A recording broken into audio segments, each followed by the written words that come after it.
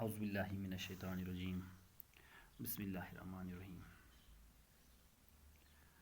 तसलसल continue करने बाबत आउस बे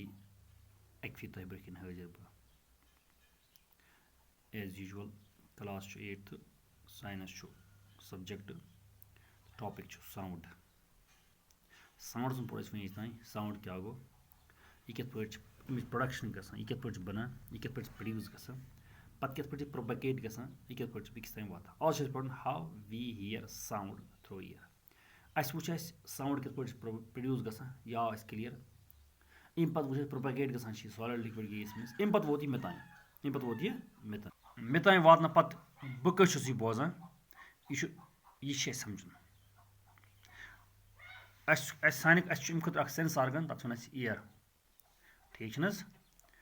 ईयर थ्रू बोजान मगर ये ईयर स्ट्रक्चर पढ़ो आउटर स्ट्रक्चर यह फनल टाइप फनल टाइप गो ये पिप वन अत पिप सान ब्रह किनाल यह गई फनल यह गोस पत् किन पाइप अत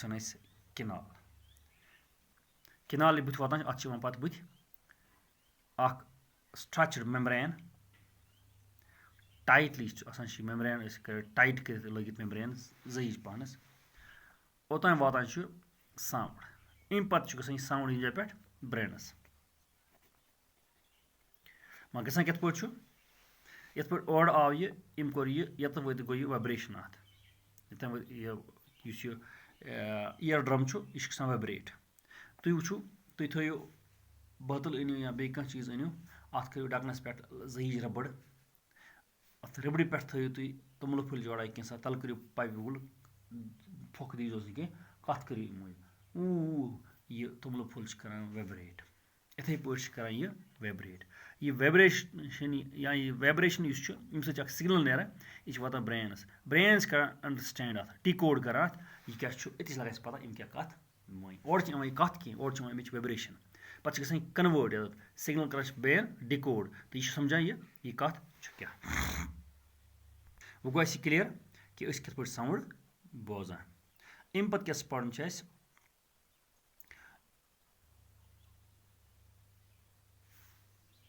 अस लोग पता यह साउंड प्रोडक्शन यह गसान ड्यू टू फ्रीक्वेंसी वन मे तुम ब्या नाव यह क्या गो टू एंड फ्रो या फोर्थ एंड बैक या वन ब्या नाव ओसिलेटरी मोशन यह 7th 6th मज पढ़मुत ओसिलेटरी मोशन। यह ओसिलेटरी मोशन अकिस सेकंड्स कोता गसान यह अकिस सेकंड्स कूचा ओसिलेशन गसान कत टू एंड फ्रो मोशन गसान तो अत वन यह गई फ्रीक्वेंसी सॉरी साउंड प्रोडक्शन गसान due to vibration frequency due to vibration गो टू एंड फ्रो अत वन ब्या नाव ओसिलेटरी मोशन अकिस सेकंड्स कोता ओसिलेशन गसान अकिस सेकंड्स कत वाइब्रेशन गसान अत वन फ्रीक्वेंसी। ठीक ओतान गो ना क्लियर यह फ्रीक्वेंसी यह हावान हर्ट्जन मज कन मज हर्ट्जन मज शॉर्ट्स हेको HZ capital H small z गो ये क्लियर साउंड प्रोडक्शन गो क्लियर साउंड प्रोपगेशन गो क्लियर साउंड हियरिंग गो क्लियर यह फ्रीक्वेंसी ऑलरेडी अत मज आमुत पार्ट गो क्लियर वो ब्या सवाल बोजान आवाज कंस कर रिकगनाइज यह टीचर सं आवाज यह स्टूडेंट सं आवाज यह बेकिस इंसान सं आवाज क्या सारे साउंड सेम कह कत डिफरेंट बना अम खतर जिम्मेदार amplitude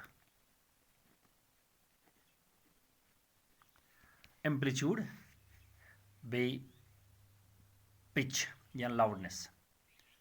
sorry amplitude one go amplitude and frequency responsible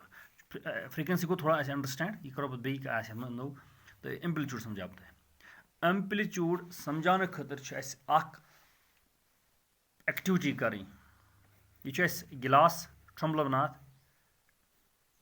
अत दमो चमच सत दब यह कर वाइब्रेट यह स्टील गिलास यह कर वाइब्रेट ठीक है यह वाइब्रेशन मैंने खुद अनो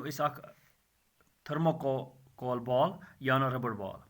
सो अलवस पे गंडोस जयीज पानस रज ये कड़ो दब यह गया बॉल दूर यह बॉल गस दूर स्लो दब कटोस यह गस दूर कम तेज कटोस यह गस हूर पन दूर ये वन डिस्प्लेसमेंट अत one displacement the displacement of the ball is measure of the amplitude of the vibration अथी वन यह कसा डिस्प्ले गस यह गो अमुक एम्पलीट्यूड ठीक है कम दब सत गस कम डिस्प्लेस गो कम एम्पलीट्यूड ज्यादा बॉल ज्यादा दब सत गस ज्यादा डिस्प्लेसमेंट गो ज्यादा एम्पलीट्यूड ब्या कत यूता वो वन पे in other words Utah amplitude ज्यादा यूता साउंड लाउडर क्या वनो यूता एम्पलीट्यूड ज्यादा यूता डिस्प्ले ज्यादा गस यूता साउंड लाउडर क्या लाउडर यूता एम्पलीट्यूड कम यूता साउंड कमजोर फीबल पे समझाओ बह ये जोर दब करो जोर आवाज तो यह गया ज्यादा दूर ठीक यूता आसा दब करो आस्ता आवाज यह गया कम दूर सो गो कम साउंड ज्यादा दूर सो गो ज्यादा साउंड ठीक तेल वनो amplitude proportional to loudness of the sound amplitude is the proportional to the loudness of the sound अगर एम्पलीट्यूड ज्यादा लाउडनेस ज्यादा एम्पलीट्यूड कम लाउडनेस कम sound loudness of sound is proportional to the scale of the amplitude of the vibration producing the sound. Loudness of sound is proportional to the scale of the amplitude of the vibration producing the sound. For example, अगर amplitude बन double तो आवाज आस हुर्यामत 4 gun loudness represent कर express कर unit dB small d capital B आज one decibels क्या one decibels normal breathing करान शाह निवान नॉर्मल पे शांस वांस खसन बगैरी आम हालतन मज अमिच लाउडनेस 10 dB सॉफ्ट विस्परिंग आस्ता कत करो 5 मिनटन तान कत बोज अत 30 dB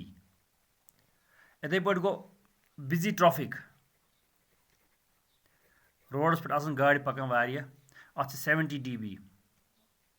यह किताब पे लिखित तुम वो पाने फैक्ट्री एवरेज फैक्ट्री अज ज्यादा आम फैक्ट्री 80 dB ये sound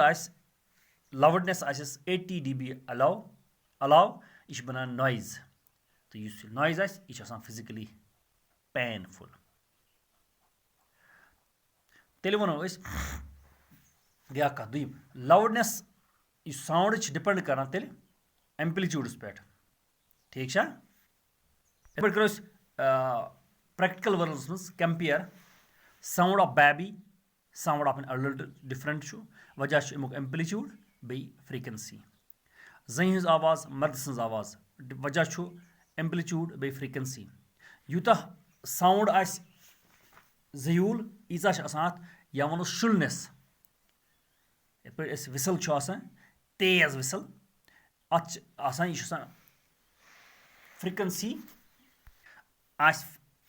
higher if the frequency of vibration is higher we say sound is shrill अगर फ्रीक्वेंसी ज्यादा अम सत बनान साउंड श्रुल जयूल 2 नफर करान क्रैक मर्द तो जन तनवे एम्पलीट्यूड ज्यादा तनवे बोजान ये पे 50 मीटर 60 मीटर मगर एक आवाज जयीज एक मुट यह डिपेंड कर फ्रीक्वेंसी अगर एक जन ज्यादा फ्रीक्वेंसी इसलिए जयूल आवाज यह तो मनिस कम पह फ्रीक्वेंसी अमिस मुट पह आवाज या बजाओ ड्रम तो विसल ड्रमच आवाज बोजो वारिया दूर विसलेज आवाज बोजो दूर अख जयीज अख मुट یۄس ویسلہِ چھِ آسان وِسل شُرۍ چھِ آسان زعیٖج کیٛازِ اَمِچ فرٛیکوَنسی آف وایبریشن چھُ آسان ہایَر زیادٕ آسان چھِ اَمِچ فرٛیکوَنسی آف وایبریشن اَمہِ وجہ سۭتۍ چھِ گژھان ساوُنٛڈ شرٛل زَنہِ ہُنٛد چھُ آسان نارملی فرٛیکوَنسی ہایَر اِسلیے چھِ آسان أمۍ سُنٛد ساوُنٛڈ شرٛل زٔیوٗل پَہنَس مردٕ سٕنٛدِ کھۄتہٕ کَتھ آے نہ سمجھ سُہ پَرو اِنشاء اللہ نویِز یُس مےٚ ٹاپِک وٕنۍ چھیڑیو نویِز کِتھ پٲٹھۍ بَنان چھُ تہٕ بیٚیہِ باقٕے چیٖز کیٛاہ آسہِ پَرنا تھینک یوٗ